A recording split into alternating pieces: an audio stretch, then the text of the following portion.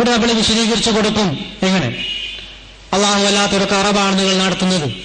സത്യത്തിൽ നാം മനസ്സിലാക്കേണ്ട ഒരു സത്യം, അള്ളാഹു സുബ്ഹാനഹു വ തആല ഈ ആയത്തിൽ വളരെ വ്യക്തമായി ലോക മുസ്ലിമീങ്ങൾക്ക് കാലാകാലം മനസ്സിലാകുന്ന രൂപത്തിൽ അനിഷേധ്യമായ, ഒരിക്കലും നിഷേധിക്കാൻ പറ്റാത്ത തെളിവ് ഈ ആയത്തിൽ അള്ളാഹു തആല വളരെ വ്യക്തമായി അതില് വ്യാഖ്യാനിച്ചിട്ടുണ്ട്. അള്ളാഹു സുബ്ഹാനഹു വ തആല തന്നെ ആയത്തിന് വ്യാഖ്യാനിച്ചിട്ടുണ്ട്. ഖുർആൻ തന്നെ ഖുർആനെ വ്യാഖ്യാനിച്ചിട്ടുണ്ട്. എന്താണ് അതിൽ പറയുന്നത്? വമാ ഉഹില്ല ലിഗൈരില്ലാഹി ബിഹി. വമാ ഉഹില്ല, ഉഹില്ല എന്ന് പറഞ്ഞ പദത്തിന്റെ അർത്ഥം അള്ളാഹു ശബ്ദമുയർത്തപ്പെട്ടത് എന്നാണ്. ഉഹില്ല എന്ന വാക്കിന്റെ അർത്ഥം ശബ്ദമുയർത്തപ്പെട്ടത്.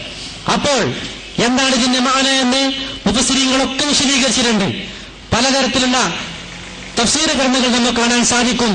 മക്ക മുശ്രിക്കുകൾ അന്നത്തെ കാലത്ത് ലാത്തയുടെയും ഉസ്സയുടെയും മനാത്തിയുടെയും ഹുബലിന്റെയും മുന്നിൽ വലിയ വലിയ ബലിപീഠങ്ങൾ ഒരുക്കി വെച്ചുകൊണ്ട് ബലിമൃഗങ്ങളെ ഈ ലാത്തയുടെയും ഉസ്സയുടെയും പീഠത്തിന്റെ അടുത്തേക്ക് ഇങ്ങനെ ആനയിച്ചു കൊണ്ടുവന്നുകൊണ്ട് ലാത്തേ ഹുബലേ ഉസ്സേ എന്ന് ഒച്ചത്തിൽ വിളിച്ചു പറഞ്ഞുകൊണ്ട് ഈ ബലിപീഠത്തിൽ വെച്ചുകൊണ്ട് ഈ മൃഗത്തിനെ ബലിയിറക്കും.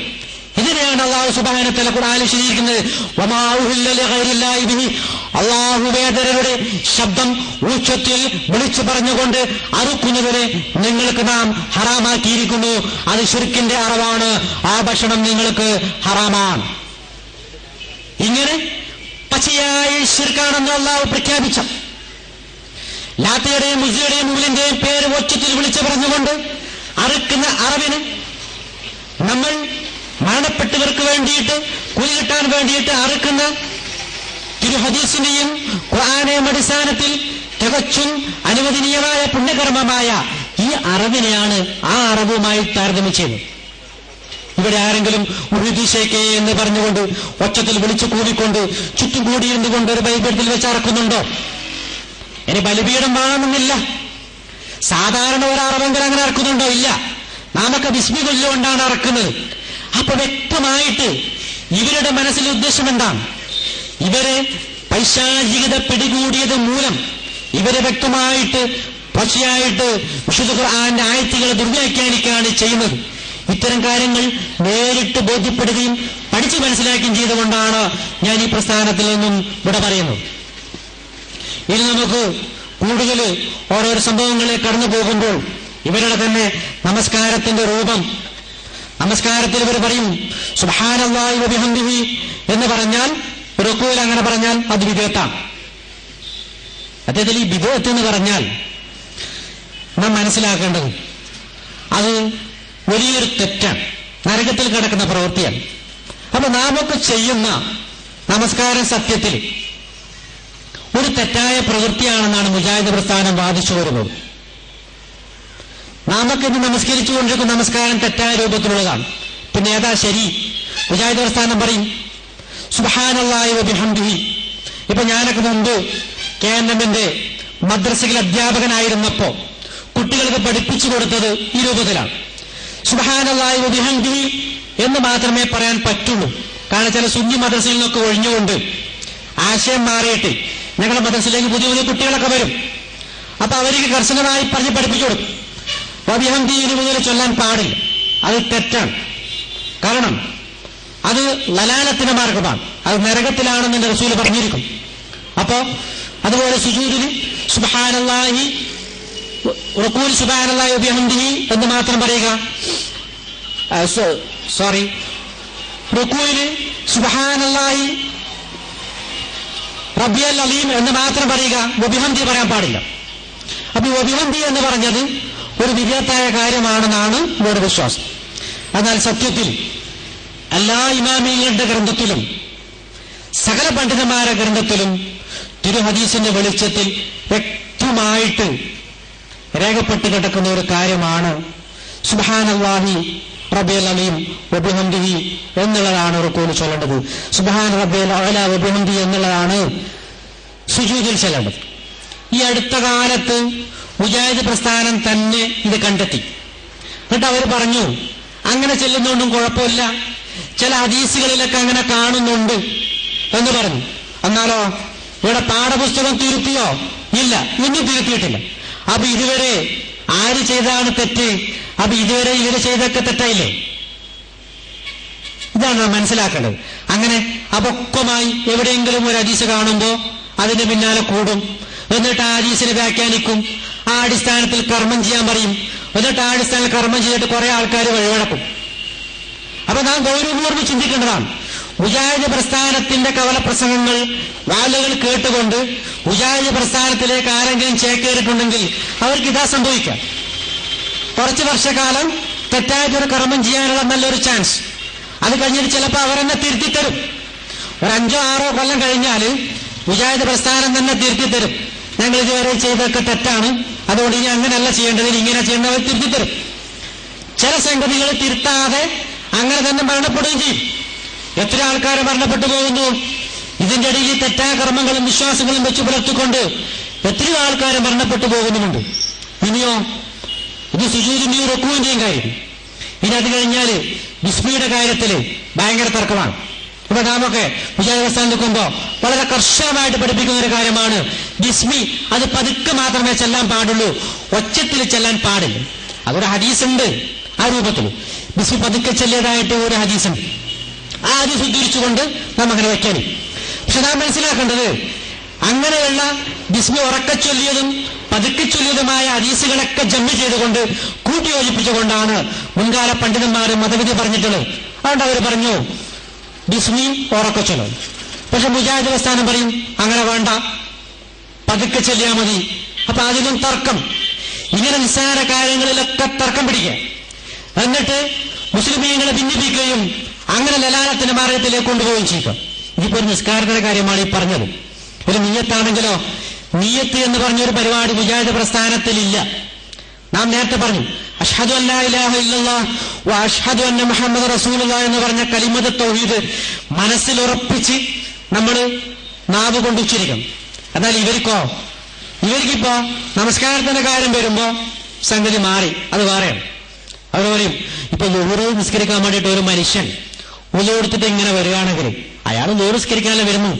പിന്നെ പ്രത്യേകിച്ചിട്ട് ഇപ്പൊ ഞാൻ ളുഹ്റ് അതായി 4 റക്അത്ത് നിസ്കരിക്കുന്നു എന്നൊരു ചൊല്ലിപ്പറയേണ്ട ആവശ്യം എന്താണത്? അതൊക്കെ ഈ ഖുറാഫികളുടെ ഏർപ്പാടല്ലേ. ഖുറാഫികൾ എന്ന് പറഞ്ഞാല് അന്ധവിശ്വാസികളുടെ അർത്ഥം. അപ്പൊ ഇവര് സാധാരണ സുന്നത്ത് ജമാഅത്തിന്റെ ആൾക്കാർ മൊത്തത്തിൽ അടച്ചാക്ഷേപിക്കാൻ വേണ്ടി ഉപയോഗിക്കുന്ന ഒരു പദമാണ് ഖുറാഫികൾ. അവരെ അതൊക്കെ ഈ ഖുറാഫികളുടെ ചില ഖുറാഫാത്തുകളാണ്, അതൊന്നും നമുക്ക് ബാധകമല്ല. അങ്ങനെയാണ് പറയാം.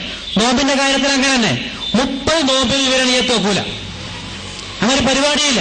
അവരറിയും റമളാൻ മാസത്തിലല്ലേ നമ്മൾ നോമ്പ് വെക്കുന്നു, റമളാൻ മാസത്തിൽ നോമ്പ് വെക്കുന്നല്ലേ. പിന്നെ പ്രത്യേകിച്ച് ഇപ്പൊ ഞാൻ ഇന്നത്തെ നോമ്പ് നവൈത്തു സോമകദിൻ എന്നൊക്കെ പറഞ്ഞുകൊണ്ട് ഇങ്ങനെ ഒരു പ്രയാസ രൂപത്തിലൊക്കെ ചർച്ച ചെയ്യാറുണ്ട് ഈ കാര്യങ്ങളൊക്കെ വരുമ്പോ. ഒരു സോമകദിൻ എന്ന് പറഞ്ഞുകൊണ്ടൊന്നും ഒരു പരിപാടിയൊന്നും ഇല്ല, അതിൻ്റെയൊന്നും ആവശ്യമൊന്നുമില്ല. എന്നിപ്പോ നാളെ നോമ്പ് വെക്കുന്നു അങ്ങനെ പ്രത്യേകിച്ചിട്ട് ചൊല്ലിപ്പറേണ്ട ആവശ്യം എന്താ ഉള്ളത്?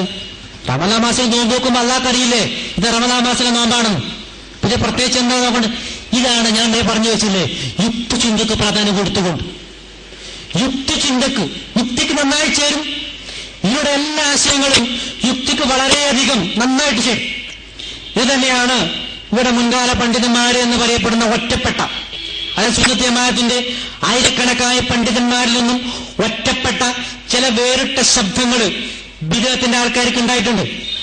7-ാം നൂറ്റാണ്ടിൽ ഇബ്നു തൈമിയ, 12-ാം നൂറ്റാണ്ടിൽ ഇബ്നു അബ്ദുൽ വഹാബ്, അതുപോലെ ഈ അടുത്ത നൂറ്റാണ്ടില് കെ.എം. മൗലവി, ഇങ്ങനെയുള്ള ആൾക്കാർ, ഈജിപ്തില് റഷീദ് റിള, മുഹമ്മദ് അബ്ദു, ജമാലുദ്ദീൻ അഫ്ഗാനി മുതലായ ആൾക്കാർ ഈ ഈജിപ്ഷ്യൻ വഹാബിസമാണ് കേരളത്തിലേക്ക് ഇറക്കുന്നത് ചെയ്തത്. അതാണ് ഈ കെ.എം. മൗലവിയും വക്കം മൗലവിയൊക്കെ പിൻപറ്റുന്നത്. അപ്പൊ അതാണ് ഈ സൗദി വഹാബിസവും ഈജിപ്ഷ്യൻ വഹാബിസവും തമ്മിൽ ചെറിയ വ്യത്യാസമുണ്ട്. അതാണ് ഇപ്പൊ ഈ 2 ഗ്രൂപ്പ് തിരിഞ്ഞുകൊണ്ട് അങ്ങോട്ടും ഇങ്ങോട്ടും അവർ തമ്മിലടിക്കും. അതൊക്കെ ഇൻഷാ അല്ലാഹ് നമുക്ക് പിന്നീട് ചർച്ച ചെയ്യും.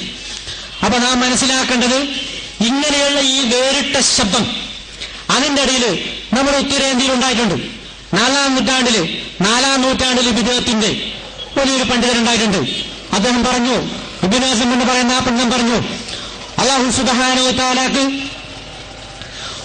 കുട്ടികൾ ഉണ്ടാകുക എന്നുള്ള ഒരു സിഫത്ത് അല്ലാഹു സുബ്ഹാനഹു വ തആലക്കുണ്ട്. കാരണം അങ്ങനെ ഒരു പ്രത്യേകത അല്ലാഹു സുബ്ഹാനഹു വ തആലക്ക് ഇല്ല എന്ന് നാം വിശ്വസിക്കാൻ പാടില്ല. അപ്പൊ എന്താ ഇതിന്റെ പൊരുള്? വെറുതെ എന്തെങ്കിലും പറഞ്ഞുകൊണ്ട് ആൾക്കാരെ മനസ്സിലേക്ക് ഇത് കയറ്റിവിടാൻ ഇദ്ദേഹത്തിന് കഴിയില്ല. അപ്പൊ അതിനൊരു വിശദീകരണം കൊടുക്കണമല്ലോ. അപ്പൊ അദ്ദേഹം വിശദീകരണം കൊടുത്തു. തിരുസുന്നത്തിന്റെയും ഖുർആന്റെയും അടിസ്ഥാനത്തിൽ തന്നെ ഇവര് പറയും പോലെ യുക്തിബദ്ധമായ ഒരു വിശദീകരണമാണ് ഇബ്നു ഹസ്ം കൊടുത്തത്. എങ്ങനെ കൊടുത്തു? അദ്ദേഹം പറഞ്ഞു, അല്ലാഹു ഖാദിറുൻ, അല്ലാഹു ഖാദിറാണ്, എല്ലാത്തിനും കഴിവുള്ളവനാണ്. അപ്പൊ അല്ലാഹു സുബ്ഹാനഹു വ തആലക്ക് കുട്ടികൾ ഉണ്ടാവുക എന്നുള്ള കഴിവ് അല്ലാഹുക്കില്ല എന്ന് പറഞ്ഞാൽ അത് അല്ലാഹു സുബ്ഹാനഹു വ തആലക്കുള്ള ഒരു ന്യൂനതയായി മാറും. അതുകൊണ്ട് അല്ലാഹു സുബ്ഹാനഹു വ തആലക്ക് കുട്ടികൾ ഉണ്ടാകുക എന്നുള്ള സിഫത്ത് ഉണ്ട് എന്ന് നാം വിശ്വസിക്കണം. വളരെ യുക്തിബദ്ധമായ ഒരു മറുപടിയാണ് അദ്ദേഹം നൽകിയത്. പക്ഷെ മുസ്ലിം ലോകം അന്ന് ഒന്നടങ്കം തള്ളിക്കളയും.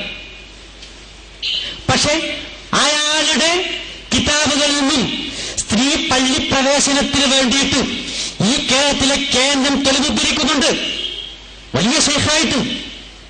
ഇതാണ് നാം മനസ്സിലാക്കേണ്ട അപകടകരമായ ഒരു കാര്യം. അപ്പോ ഇസ്ലാമിന് തികച്ചും ഘടകവിരുദ്ധമായ ആശയങ്ങൾ പ്രചരിപ്പിച്ച പണ്ഡിതന്മാരെ തെളിവുപിടിക്കുക. കാരണം അവർ പറയുന്ന ആശയത്തോട് ഇവർക്ക് നല്ല ബന്ധമുണ്ട്, വളരെയധികം ഇവരതിനെ ആകർഷിക്കുന്നുണ്ട് ആശയത്തെ. അതാണ് നാം മനസ്സിലാക്കേണ്ടത്. അപ്പൊ ഇവര് വ്യാഖ്യാനിക്കുന്ന ആ രൂപത്തിൽ തന്നെയാണ് അയാളും വ്യാഖ്യാനിച്ചത്. ഇനിയിപ്പോ നാം ഇങ്ങിറങ്ങി വന്നാല് ഈ അടുത്ത കാലത്ത് ഉത്തരേന്ത്യയിൽ ഇസ്മായിൽ ദഹ്ലവി എന്ന് പറയുന്ന ഒരു പണ്ഡിതൻ, അയാളാണ് ഉത്തരേന്ത്യയിലെ വഹാബിസത്തിന് ബീജാവാഹം നൽകിയത്. അയാളിൽ നിന്ന് തന്നെയാണ് തബ്ലീഗ് ജമാഅത്തും ഉടലെടുത്തത്. അയാളുടെ ശിഷ്യന്മാരുടെ ശിഷ്യനായിട്ട് വരും ആര്? മുഹമ്മദ് ഇല്യാസ്, റഷീദ് അഹമ്മദ് ഗംഗോഹി എന്ന് പറയുന്ന പണ്ഡിതൻ. അയാൾ ദീൻ പഠിച്ചത് ഇസ്മായിൽ ദഹ്ലവിയിൽ നിന്നാണ്. അദ്ദേഹത്തിന്റെ ബുക്കുകൾ വായിച്ച് പഠിച്ചിട്ടാണെന്ന് അദ്ദേഹത്തിന്റെ ഗ്രന്ഥങ്ങളിൽ കാണാം.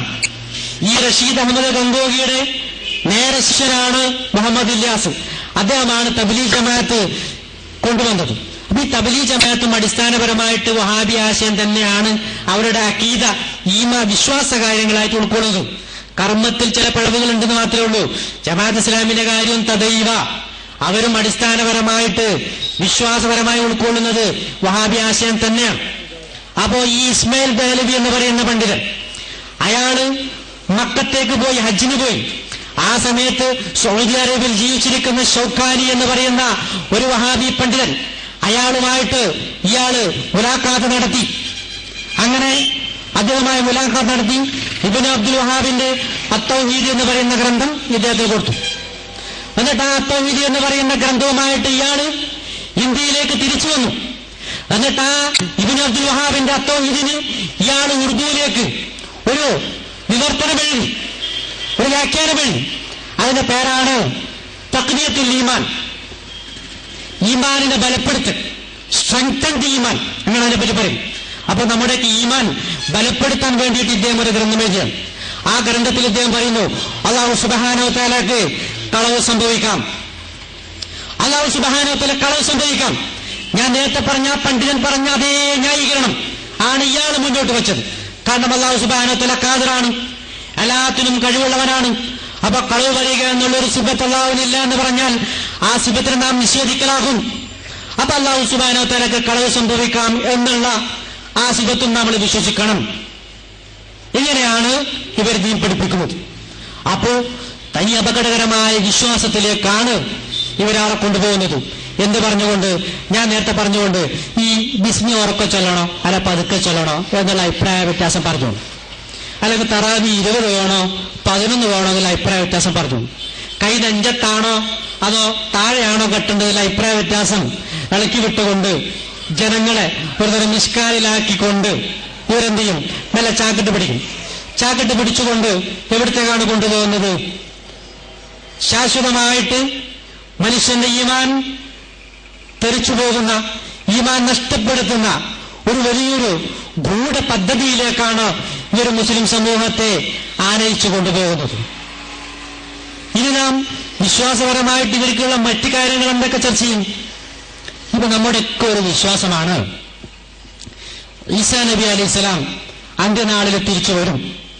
ഇപ്പോ അദ്ദേഹം വാനലോകത്തേക്ക് അള്ളാഹുവിന്റെ അടുത്തേക്ക് ഉയർത്തപ്പെട്ടിരിക്കും. അങ്ങനെയുള്ള ഖുർആനിൽ ബൽ റഫഅല്ലാഹു ഇലൈഹി, അള്ളാഹുവിലേക്ക് നാം അദ്ദേഹത്തെ എന്നിലേക്ക് ഉയർത്തി എന്നുള്ള പറഞ്ഞത് അതെവിടെയാണ് എങ്ങനെയാണെന്നൊക്കെ വിശദീകരണം നമുക്കറിയാം. എങ്ങനെ ആവട്ടെ, റസൂൽ തിരു ഹദീസിൽ കൂടി പഠിപ്പിക്കുന്നു അന്ത്യനാൾ തിരിച്ചു വരും. എന്നാൽ ചില വഹാബി പണ്ഡിതന്മാരുടെ വിശ്വാസം ഈസാ നബി അലൈഹിസ്സലാം മരിച്ചുപോയി, ഇനി ഒരു തിരിച്ചുവരവില്ല. എന്നാൽ ചില വഹാബി പണ്ഡിതന്മാർ വിശ്വസിക്കുന്നത് ഇനി തിരിച്ചു വരും എന്ന് നമ്മെപ്പോലെ തന്നെ വിശ്വസിക്കുന്ന വഹാബി പണ്ഡിതന്മാരുമുണ്ട്. നമുക്കൊന്നും ആരെ അധിക്ഷേപിക്കേണ്ട ആവശ്യമില്ല, ഒന്നും മറച്ചു വെക്കേണ്ട ആവശ്യമില്ല. സത്യസത്യമായി തുറന്നു പറയാണ്. അപ്പോ ഈ ചില വഹാബി പണ്ഡിതന്മാർക്ക് ഈ ആശയം എവിടുന്ന് കിട്ടിയെന്നറിയോ? ഞാൻ നേരത്തെ പറഞ്ഞ അല്ലാഹു സുബ്ഹാനഹു വ തആലക്ക് കുട്ടികൾ ഉണ്ടാവാനുള്ള കഴിവുണ്ട് എന്ന് പറഞ്ഞില്ലേ ഇബ്നു ഹസം, അയാളുടെ ആശയമാണിത്. അയാളാണ് പറഞ്ഞത്, അയാളാണ് ആദ്യമായി പറഞ്ഞത് ഈസാ നബി അലൈഹിസ്സലാം മരിച്ചു പോയിരിക്കുന്നു, ഇതൊരു തിരിച്ചുവരവില്ല. ആർക്ക് വേണമെങ്കിൽ സംശയമുള്ളവർക്ക് തെളിവ് എന്റെ അടുത്തുണ്ട്, ഇവിടെ ബുക്കുണ്ട്, വേണം ഞാൻ കാണിച്ചു തരാം. അതിൽ തന്നെ ശരിക്ക് ഇബ്നു ഹസം ഇങ്ങനെ അവരെ ഉദ്ദേശിക്കേണ്ടെന്നറിയില്ല. നമ്മൾ അദ്ദേഹത്തിന് പേര് തർജിയത്തും ചൊല്ലേണ്ട ആവശ്യമില്ല. കാരണം അങ്ങനെ ഒരു വ്യക്തിയാണ്, ലോകം അറിയപ്പെട്ട ഒരു വിധേയാണ് അയാൾ. അയാളെയാണ് ഇവരുടെ പുസ്തകത്തിൽ പ്രസിദ്ധീകരണത്തിൽ എം.എ. മുഹമ്മദ് അലി സുലമി വ്യക്തമായിട്ട് അയാളെ പേര് കൊടുത്തുകൊണ്ട് പറഞ്ഞു, ഇങ്ങനെയുള്ള വലിയ ഈ ഇറാഖ് ഇങ്ങനെ ഒരു ആശയമുണ്ടോ, ഇറാഖ് ഇങ്ങനെ ഒരു ആശയമുണ്ടോ. അപ്പൊ മനസ്സിലായില്ലേ ഇതെവിടെ നിന്നാണ് ഇവർക്ക് ആശയം കിട്ടുന്നത്? അങ്ങനെ ഇസ്ലാമിൽ നിന്ന് വ്യതിചലിച്ചു പോയ വിജയ് പണ്ഡിതന്മാരെ നേതാക്കന്മാരാക്കിക്കൊണ്ട് അവരെ ഇവരുടെ വല്ല ഇമാമാക്കിക്കൊണ്ട് അവരിൽ നിന്നും ആശയാദർശങ്ങൾ സ്വീകരിക്കുന്ന ഒരു പതിവാണ് കാണാൻ സാധിക്കുന്നത്. ശരിക്കും തിരുനബിയിൽ നിന്നും ദീൻ പഠിച്ച സ്വഹാബ ദീൻ താബിയങ്ങൾ ദീൻ പഠിച്ച മദ്ഹബ് ഇമാമികളൊക്കെ തള്ളിക്കൊണ്ട് ഇവര് അത്യന്തം അപകടകരമായിട്ട് പഴച്ചാശയങ്ങൾ പറഞ്ഞ ആൾക്കാരെ വലിയ നേതാക്കന്മാരൊക്കെ കൊണ്ട് പൊക്കിലടക്കും. അവരുടെ ആശയങ്ങളാണ് ഇവർ പറഞ്ഞത്. പിന്നീട് നമുക്ക് കാണാൻ സാധിക്കും, ഇവർ പറയും അടിസ്ഥാനപരമായിട്ട് ഇവര് നമ്മെ എതിർക്കുമ്പോ പറയും ഈ മാല മൗലൂദുകള് മുതലായവളൊക്കെ അടിസ്ഥാനപരമായിട്ട് അതിലൊക്കെ ശഫാഅത്ത് തേടലേ ഉള്ളൂ, അതൊക്കെ നിങ്ങൾക്ക് അറിയുന്നതാണ്. അപ്പോ അതിനൊക്കെ അടിസ്ഥാനം ശിർക്കാണെന്ന് പറയും. എന്നിട്ട് ഇതിനൊക്കെ തള്ളിക്കളഞ്ഞുകൊണ്ട് ഈ മാലയും മൗലൂദിനൊക്കെ തള്ളിക്കളഞ്ഞുകൊണ്ട് അവർ പറയും അതിൽ ഒരുപാട് ശിർക്കൻ വാദങ്ങളുണ്ട് എന്ന് സ്ഥാപിക്കാൻ വേണ്ടിയിട്ട് അതിന്റെ ചില ഈരടികൾ ഇവർ പാരായണം ചെയ്യണം. ഉദാഹരണം പറഞ്ഞാൽ ഖുതുബിയത്ത് ബൈത്ത്, അത് സദഖത്തുല്ലാഹിൽ കാഹിരി എന്ന് പറയുന്ന ഒരു പണ്ഡിതന്റെ രചനയാണ്. അദ്ദേഹം ഖുർആന്റെയും സുന്നത്തിന്റെയും അടിസ്ഥാനത്തിലാണ് അത് രചിച്ചത്. അല്ലാണ്ട് അദ്ദേഹത്തിന് എന്തെങ്കിലും ഒരു ഉച്ചബോധിക്ക് തോന്നിയപ്പോ എന്തെങ്കിലും വിളിച്ചു പറഞ്ഞ ഒരു കാവ്യമല്ല. അദ്ദേഹം ഇസ്ലാമികരമായിട്ടൊന്നും അതിൽ പറഞ്ഞിട്ടില്ല. എന്നിട്ട് അതിന് ചില ഇരടികൾ ഇവർ പാരായണം ചെയ്യും. അത് പറയും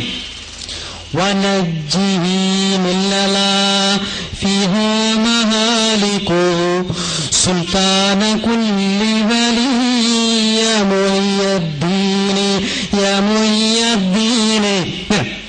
ഈ ഖുതുബിയത്ത് പോയത്തോ സത്യത്തിൽ എനിക്കറിയില്ല. ഞാൻ ജീവിതത്തിൽ ഇന്ന് വരെ ഒരൊറ്റ ഖുതുബിയത്തിൽ ഞാൻ പങ്കെടുത്തു, കാരണം എനിക്കതിന് അനുഭവമില്ലല്ലോ. പക്ഷെ ഇത് വളരെ കൃത്യമായിട്ട് ഇത്തരം വരികൾ നമ്മളെ കാണാപ്പാടെ പഠിച്ചു വെക്കും. കാരണം ഇതുണ്ടെങ്കിൽ സുന്നത്ത് ജമാഅത്തിനെതിരായിട്ട് നമുക്ക് ആഞ്ഞടിക്കാൻ പറ്റും. അപ്പൊ അതിനെതിരായിട്ട് അതിന്റെ പ്രവർത്തകരെ വശീകരിക്കണമെങ്കിൽ ഈ വരികൾ ഇങ്ങനെ അവർക്ക് പാരായണം ചെയ്ത് കൊടുത്തു അതിലെ പോരായ്മകൾ പറഞ്ഞു കൊടുക്കും. ഇവിടെ പറയും ഈ ലലാ എന്ന് പറഞ്ഞാൽ അല്ലാഹു സുബ്ഹാനഹു ഖുർആനിൽ പറഞ്ഞിട്ടുണ്ട്, ഖല്ലാ ഇന്നഹാ ലലാഹ്, ആ ലല എന്ന കത്തിക്കാളുന്ന ആ നരകത്തിൽ നിന്നും അല്ലാഹു സുബ്ഹാനഹു തആലയോട് രക്ഷ തേടുന്നതിന് പകരം ഇവർ അഹ്ലുസുന്നത്ത് വൽ ജമാഅത്ത് എന്ന് അവകാശപ്പെടുന്ന സുന്നികൾ എന്ന് അവകാശപ്പെടുന്ന ഇവർ ഈ മാലയിൽ കൂടിയും മൗലൂദിൽ കൂടിയും സത്യത്തിൽ എന്നോ ബഗ്ദാദിൽ അന്തരിച്ചു പോയ മുഹീദ്ദീൻ ഷേഖ് എന്നവരോട് ഇവരെ സഹായം തേടുകയാണ്. ആ മുഹീദ്ദീൻ ഷേഖിനെ വിളിച്ചു പ്രാർത്ഥിക്കുകയാണ്. ആ മുഹീദ്ദീൻ ഷേഖിനെ അള്ളാഹുവിന്റെ സ്ഥാനത്ത് കൽപ്പിച്ചുകൊണ്ട് പ്രതിഷ്ഠിച്ചുകൊണ്ട് അദ്ദേഹത്തോട് പ്രാർത്ഥിച്ചുകൊണ്ട് ഇവര് അള്ളാഹുവേദർക്ക് ഇബാദത്തെടുത്ത് മുശ്രിക്കായിരിക്കുകയാണ്, ഇസ്ലാം എന്ന് പുറത്തു പോയിരിക്കുകയാണ് അവർ. ഇങ്ങനെ ഒരു വ്യാഖ്യാനം വളരെ എളുപ്പത്തിൽ കഴിഞ്ഞു. ഞാൻ ഈ പ്രസംഗിക്കുന്ന പോലെ മുജാഹിദ് മൗലവിമാർക്ക് ഇങ്ങനെ ഊർജ്ജസ്വലമായി പ്രസംഗിച്ചതുകൊണ്ടൊന്നും കാര്യമില്ല. എന്താണ് ഇതിൽ പറയുന്നതെന്ന് കൃത്യമായി ജനങ്ങൾക്ക് വിശദീകരിച്ചു കൊടുത്തിട്ട് വേണം അവരോട് ശിർക്കുണ്ടോ ഇല്ലയോ എന്ന് ചോദിക്കാൻ. സത്യത്തിൽ ഇതിൽ ശിർക്കൊന്നുമില്ല, ശിർക്കിന്റെ ഒരു അംശം പോലും അതിൽ. ലള എന്ന നരകം, അങ്ങനെ ഒരുപാട് നരകമുണ്ട്. ജഹന്നമ നരകമുണ്ട്, ഒരുപാട് നരകത്തിന് ഒരു പര്യായ പദങ്ങളുണ്ട്. ഒക്കെ കൂടി എല്ലാം നരകം തന്നെയാണ്. അപ്പൊ നാം മനസ്സിലാക്കേണ്ടത് തിരുനബി സല്ലല്ലാഹു അലൈഹി വസല്ലം അതൊക്കെ നബിമാർക്ക് അമ്പിയാക്കൾക്ക് ശഫാഅത്തുണ്ട്, അതുപോലെ ഔലിയാക്കന്മാർക്ക് ശഫാഅത്തുണ്ട്, സ്വാലിഹീങ്ങൾക്ക് ശഫാഅത്തുണ്ട്, അതുപോലെ ചെറിയ കുട്ടികൾ ചെറുപ്പത്തിലെ മരണപ്പെട്ടു പോയ സ്വാലിഹീങ്ങളായ കുട്ടികളെ ശഫാഅത്ത് ചെയ്യും, അതുപോലെ വിശുദ്ധ ഖുർആൻ ശഫാഅത്ത് ചെയ്യും, മലായിക്കത്തുകൾ ശഫാഅത്ത് ചെയ്യും. ഇതൊക്കെ ഖുർആന്റെ നസ്സ് കൊണ്ട് തെളിഞ്ഞതാണ്. ഇതിലാർക്കും അഭിപ്രായ വ്യത്യാസമില്ല. അപ്പൊ ഇത്തിരി ശഫാഅത്തുകളിൽപ്പെട്ട ഒരു ശഫാഅത്താണ് സജ്ജനങ്ങളുടെ ശഫാഅത്ത്. അപ്പൊ ഞാൻ ചോദിക്കട്ടെ, ഈ മുഹീദ്ദീൻ ശൈഖ് എന്ന് പറയുന്നവർ ലോകമറിയപ്പെട്ട ഒരു സജ്ജനമല്ലേ, വലിയല്ലേ? അതിന് ഈ പറയുന്ന മുജാഹിദ് പ്രസ്ഥാനം തർക്കമുണ്ടോ? ഇല്ല. ഞാൻ ആ മുജാഹിദ് പ്രസ്ഥാനത്തിൽ പ്രവർത്തിച്ച കാലത്തോളം എനിക്കോ എന്റെ കൂട്ടാളികൾക്കോ ഒരു മുജാഹിദ് പണ്ഡിതനും മുഹീദ്ദീൻ ശൈഖ് വലിയാണെന്ന കാര്യത്തിൽ തർക്കമില്ല. അത് ചരിത്രമാണ്, അതിനാർക്കും നിഷേധിക്കാൻ കഴിയില്ല. മുഹീദ്ദീൻ ശൈഖ് എന്ന് പറയുമ്പോൾ അവർ റഹിമഹുല്ലാ എന്ന് ചെല്ലാറുണ്ട്. മാലനെ മാത്രമേ അവർ എതിർക്കുന്നുള്ളൂ. മുഹീദ്ദീൻ ശൈഖിനെ നേരിട്ട് വ്യക്തിപരമായിട്ട് എതിർക്കാറില്ല. അപ്പൊ മുഹീദ്ദീൻ ശൈഖ് ഒരു വലിയാണെന്ന് അവർ അംഗീകരിക്കും. അങ്ങനെയുള്ള ഒരു വലിയ അദ്ദേഹം നരകത്തിൽ നിന്നും ശഫാഅത്ത് ചെയ്ത് ഒരുപാട് പാപികളായ മുഅ്മിനീങ്ങളെ രക്ഷിക്കില്ലേ? രക്ഷിക്കും. അപ്പൊ ഈ വരിയിൽ എവിടെയാണ് ശിർക്ക്? ഒരു ശിർക്കുമില്ല. അപ്പൊ വെറുതെ ഒരു പ്രസ്ഥാനം തട്ടിക്കൂട്ടി അതിന്റെ മുഖ്യ അജണ്ട തൗഹീദിലേക്ക്, സുന്നത്തിലേക്ക്. എന്താ തൗഹീദ്? ഇന്നത്തെ മുസ്ലിമീങ്ങളൊക്കെ തൗഹീദിന്റെ അടിസ്ഥാനപരമായ അള്ളാഹുവിന് മാത്രം ആരാധന ചെയ്യുക എന്നുള്ള, അള്ളാഹുവിന് മാത്രം പ്രാർത്ഥിക്കുക എന്നുള്ള കാര്യത്തിൽ നിന്ന് തെറ്റിപ്പോയിരിക്കുകയാണ്. അതുകൊണ്ട് നാം അവരൊക്കെ പഠിച്ചിട്ട് ഇങ്ങനെ തൗഹീദിലേക്ക് ചേർക്കണം. അപ്പൊ ഈ തൗഹീദായി കാണുന്നു. അവർക്ക് മനസ്സിലായില്ല എന്താ തൗഹീദ്. മുസ്ലിമീങ്ങൾ ആരും ചെയ്യാത്ത കാര്യം അവരെ മേല് വെറുതെ കെട്ടി ആരോപിക്കുക, അവർ ചെയ്യുന്ന കർമ്മങ്ങളെ ദുർവ്യാഖ്യാനിക്കുക, എന്നിട്ട് അവരെ മേലെ വെറുതെ ശിർക്കൽ ഇങ്ങനെ കുഫ്റെല്ലാം ആരോപിക്കുക, എന്നിട്ട് നിങ്ങളൊക്കെ പഴച്ചവരാണെന്ന് വെറുതെ പറയുക. വെറുതെ പറഞ്ഞിട്ട് വെറുതെ കുഴപ്പമുണ്ടാക്കുക, ഒന്നുമില്ല, വെറുതെ കുഴപ്പമുണ്ടാക്കുക. എന്നിട്ട് മുസ്ലിമീങ്ങളുടെ ഇടയിൽ കുറച്ച് ആൾക്കാർ അടർത്തിക്കൊണ്ടുപോകും. എന്നിട്ട് സൗദിയിൽ ഇങ്ങനെ ഡോളറുകൾ ഇങ്ങനെ വരും, റിയാൽ ഇങ്ങനെ വരും. എന്നിട്ട് ഇതൊക്കെ തിന്നിട്ട് ഇങ്ങനെ സൂചിച്ച് കഴിയുക. എന്റെ അനുഭവത്തിൽ കൂടെ ഞാൻ പറയുന്നത്. കാരണം ഒരു മുജാഹിദ് മൂല്യം സംബന്ധിച്ചുള്ള 7000 6000 ശമ്പളം, ഖത്തീബ് ശമ്പളം. ഈ ഖുതുബ അറിയാൻ വലിയ വീടൊന്നും വേണ്ട. 4 ആയത്തും 5 ഹദീസും കാണാപ്പാടം പഠിച്ച ആർക്കും ഖുതുബ അറിഞ്ഞൂടെ? ഇപ്പൊ നമ്മുടെ പള്ളിയിൽ തന്നെ അത്യാവശ്യം ഖത്തീബ് ഇല്ലെങ്കിൽ എന്താ ചെയ്യാ? അവിടെ ഏതെങ്കിലും ഒരു പ്രവർത്തനം കയറി ഖുതുബ അറിയും.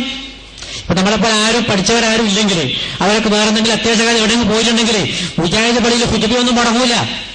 അതേതെങ്കിലും ഒരു പ്രവർത്തനം കയറി ഒരായത്തോതും ഒരു ഹദീസ് പറയും, എന്നിട്ട് അങ്ങനെ തുടങ്ങും ഒരു 6 മണിക്കൂർ മലയാളത്തിൽ. അതിന് വേണ്ടിയിട്ടുള്ള ഈ മലയാള ഖുതുബ ഉണ്ടാക്കി. ലോകത്തിൽ ഇന്നേ വരെ ആരും മലയാളത്തിൽ ഖുതുബ നടത്തുന്നു. പിന്നെ ഇപ്പൊ നമ്മളൊക്കെ പണ്ടിപ്പോ നമ്മളോട് ഈ സുന്നത്ത് ജമാഅത്തിന്റെ പ്രവർത്തകരൊക്കെ ചോദിക്കും, ഈ മലയാളത്തിൽ ഖുതുബ നടത്താൻ വേണ്ടിയിട്ട് ഈ ഹദീസിലും അങ്ങനെ ഖുർആനിലൊക്കെ തെളിവുണ്ടോ? അപ്പൊ നമ്മൾ മറുപടി പറയണല്ലോ. മറുപടി ഇപ്പൊ എന്തെങ്കിലും പറഞ്ഞുകൊണ്ട് കാര്യം ജനങ്ങൾക്ക് മനസ്സിലാകുന്ന രൂപത്തിൽ തന്നെ പറയണം. അപ്പൊ നമ്മൾ പറഞ്ഞ് മനസ്സിലാക്കി കൊടുക്കും. നബി സല്ലല്ലാഹു അലൈഹി വസല്ലം ഖുതുബ നടത്തിയത് ഏത് ഭാഷയിലാണ്? അപ്പൊ അത് അറബി ഭാഷ. ആ അറബി ഭാഷ നബിയുടെ മുന്നിലിരിക്കുന്ന ജനസമൂഹം ആരാണ്? അറബികൾ. ആ അറബികളോട് അവര് നബി അറബിയിൽ ഖുർആൻ പാരായണം ചെയ്തു, അറബി ഭാഷയിൽ നബി ഹദീസ് പാരായണം ചെയ്തു. എന്നിട്ട് അവർക്ക് മനസ്സിലാകുന്ന നാടൻ അറബി ഭാഷയിൽ അവർക്കത് വിശദീകരിച്ചു കൊടുത്തു. ആര്? റസൂൽ. അതേ പ്രകാരം നാമും ഇവിടെ ഈ അറബിയിൽ ഖുർആൻ ഓതണം, അറബിയിൽ ഹംദും സലാത്തൊക്കെ ചെയ്യണം. എന്നിട്ട് നമ്മുടെ പ്രാദേശിക ഭാഷയായ മലയാളത്തിൽ അവർക്ക് വിശദീകരിച്ചു കൊടുക്കണം. എങ്ങനെ? റസൂലിന്റെ നാടൻ ഭാഷയിൽ, അറബിയിൽ നാടൻ ഭാഷയിൽ വിശദീകരിച്ചു കൊടുത്തില്ലേ? അപ്പൊ അതുപോലെ ഇങ്ങനെയുള്ള യുക്തിബദ്ധമായ ചില മറുപടികളൊക്കെ മുജാഹിദ് പ്രസ്ഥാനത്തിന്റെ കയ്യിലുണ്ട്. അപ്പൊ ഒരുപാട് സാധാരണ പ്രവർത്തകർക്ക് മനസ്സിലാക്കും, ഓ ശരി തന്നെ, അപ്പൊ റസൂൽ ചെയ്തതിന് മാതൃകയുണ്ട്. അപ്പൊ ഇതൊന്നും ഏകദേശം സുന്നി പണ്ഡിതന്മാർ പറയും പോലെ 13 നൂറ്റാണ്ടുകളായിട്ട് ആരും ചെയ്യാത്ത പ്രവൃത്തിയാണെങ്കിൽ എന്താ, ഇത് റസൂൽ എന്നെ കാണിച്ച ഒരു രൂപമല്ലേ? അപ്പൊ ഒരു മനസ്സമാധാനം അവർക്കുണ്ടാവും. ഈ രൂപത്തിൽ വളരെ ബാലിശമായ ചില പോയിന്റുകളാണ് ഇവർ മുന്നോട്ട് വെക്കുക. പിന്നെ സ്ത്രീ ജുമാ ജമാഅത്ത്, അതിലൊന്നും ഒരു തെളിവും, സ്ത്രീ ജുമാ ജമാഅത്തിന് ഒരു തെളിവില്ല. സൗദി അറേബ്യയിലെ പണ്ഡിതന്മാർ പറയുന്നു സ്ത്രീകൾക്ക് പള്ളിയിൽ പോകാൻ നമ്മൾ അനുവദിക്കുന്നുണ്ട്, പക്ഷെ അതേസമയം അവർക്ക് അവരുടെ നമസ്കാരം നിർവഹിക്കല് ഉത്തമം വീടാണ്. അത് ഹദീസിന്റെ അടിസ്ഥാനത്തിൽ അവർ തീർത്തു പറയുന്നു. നിങ്ങൾക്ക് സ്ത്രീകൾക്ക് നമസ്കരിക്കൽ, അവർക്ക് അവരുടെ നമസ്കാരം അവർ നിർവഹിക്കാൻ അവർക്ക് ഉത്തമം അവർക്ക് വീടാണ്. ഇനി പള്ളി പോകുന്നതിൽ പോയിക്കോട്ടെ, ഒരു അനുമതി അവർ കൊടുക്കുന്നു. അതേസമയം ഇവിടുത്തെ മുജാഹിദുകൾ അങ്ങനെയല്ല പറയും, സ്ത്രീകൾ പള്ളിയിൽ പോയിട്ട് തന്നെ നമസ്കരിക്കണം, അതാണ് അവർക്ക് ഖൈറ്. എന്നാൽ ഞാനൊരു കാര്യം ചോദിക്കട്ടെ, എന്താ ഇവർ 5 വക്തിന് പള്ളി പോകാത്തത്? ഈ മുജാഹിദ് സ്ത്രീകൾ എന്ന സ്വബൈക്ക് പോകേണ്ട പള്ളിയിൽ നല്ല കോലം ഉണ്ടാവും. ഇവരെല്ലാം സ്വബൈക്ക്, ഈ മുജാഹിദ് സ്ത്രീകളൊക്കെ ഇറങ്ങി സ്വബൈക്ക് പള്ളിയിൽ പോയാൽ നല്ല ചേലും കോലം ഉണ്ടാവും. ഈ ജുമാ മാത്രമേ പോണ്ടൂ, 5 വക്തും പോണ്ടേ? ഇപ്പൊ എവിടെ ഒരു പള്ളിയില് പള്ളി പ്രവേശനത്തിന് ഒരു വഖഫ് ബോർഡിന് വിധി നേടിയെടുത്തു പോലും, എന്നിട്ട് അവരിങ്ങനെ ആഘോഷിക്കുന്നുണ്ട്. അപ്പൊ നാം പറയേണ്ടത് 5 വക്തും വരെ മുജാഹിദ് സ്ത്രീകൾ പള്ളിയിൽ പോയിക്കോട്ടെ. അപ്പൊ അവിടെയും എങ്ങനെ നോക്കിയാലും, തെളിവിന്റെ അടിസ്ഥാനത്തിൽ നോക്കിയാലും, അതല്ല സാമാന്യ ബുദ്ധിക്ക് ചിന്തിച്ചാലും ഇവരുടെ കാര്യങ്ങളൊക്കെ വളരെയധികം അപകടകരമായ നിലയിലാക്കാണ് പോകുന്നത് എന്നാണ് നമുക്ക് മനസ്സിലാവും. പിന്നെ ഞാൻ നേരത്തെ പറഞ്ഞ പോലെ ഇപ്പോ തലമറക്കുന്ന കാര്യത്തിൽ വേറെ അഭിപ്രായ വ്യത്യാസം ഒരു കാര്യമില്ല. ഇതൊരു തരം ഫാഷനാണ്. അതായത് എന്തും സുന്നികൾ ചെയ്യുന്നതിന് എതിര് ചെയ്യും, അങ്ങനെ ഒരു മാനിയാണ് ഇവർക്ക്. എന്തും സുന്നികൾ അങ്ങനെ ചെയ്യുന്നു, ഇത് നമുക്ക് എങ്ങനെ ചെയ്യാം, സുന്നികൾ അതാ ചെയ്യുന്നു, എതിര് ചെയ്യും. ഇങ്ങനെയുള്ള ഒരു വാശി, ഒരു പിടിവാശി വ്യാപകമായിട്ട് ഇവരിൽ കാണാൻ സാധിക്കും. കാരണം സ്വാഭാവികമായിട്ട് നമ്മളങ്ങനെ സംശയിച്ചു പോകാറുണ്ട്. കാരണം ഇപ്പൊ ഇവർ തന്നെ ഈ അടുത്ത കാലത്ത് അന്തരിച്ച വലിയൊരു ഷെയ്ഖാണ് ഉമർ മൗലവി. ഈ ഉമർ മൗലവി മരിക്കോളം ഇതുപോലെ തൊപ്പിയിട്ട് നടന്ന ആളാണ്. അത് ഇയാൾ ഈ തൊപ്പിയിട്ട് നടന്നിട്ട് മുജാഹിദ് പ്രസ്ഥാനത്തിന് മൊത്തം അപമാനം ഉണ്ടാക്കി വെച്ചൊരു വ്യക്തി. കാരണം ഇയാൾ തൊപ്പിയിട്ട് നടക്കുമ്പോ ഇപ്പൊ നമുക്കെല്ലാം ഭയങ്കര മനസാക്ഷി കുത്താണ്. കാരണം ഇയാൾ ഈ തൊപ്പിയിട്ട് നടക്കുകയും ചെയ്യും. നമ്മൾ വാദവരാതെ തൊപ്പിയിടാൻ പാടില്ല, തലമറക്കാൻ പാടില്ല, തലയിൽക്കിട്ട് കണ്ടാൽ തന്നെ വെറുപ്പാണ്. നമുക്കല്ല ഈ മുജാഹിദ് പ്രസ്ഥാനം ഇരിക്കുമ്പോ ഒരു തലയിൽക്കിട്ട് കണ്ടാൽ തന്നെ ഒരു മനസ്സിൽ ഒരു ഉറപ്പാണ്. അത് കാണുമ്പോൾ തന്നെ. കാരണം അത്രത്തോളം മുജാഹിദ് പ്രസ്ഥാനത്തിന്റെ ആശയം ഉൾക്കൊണ്ടവർക്ക് തലമറക്കുന്നതോട് വെറുപ്പാണ്. ഇങ്ങനെ മുജാഹിദ് പ്രസ്ഥാനത്തിന്റെ അകത്തിരിക്കുമ്പോഴാണ് നമുക്ക് മൊത്തം അമാനം വരുത്തി വെച്ചുകൊണ്ട് ഈ ഉമർ മൗലവി തൊപ്പിക്കിടക്കും. അപ്പൊ സ്വാഭാവികമായിട്ടും ഇതേപ്പറ്റി ഒരു ചോദ്യം വരണം. അപ്പോ ചില പ്രവർത്തകര് ഒരു കൺവെൻഷനിൽ ചോദ്യം ഉന്നയിച്ചു, എന്തുകൊണ്ടാണ് ഉമർ മൗലവി തൊപ്പി ധരിച്ച് നടക്കുന്നു, തലമറിച്ച് നടക്കുന്നു, എന്തുകൊണ്ടാണ്?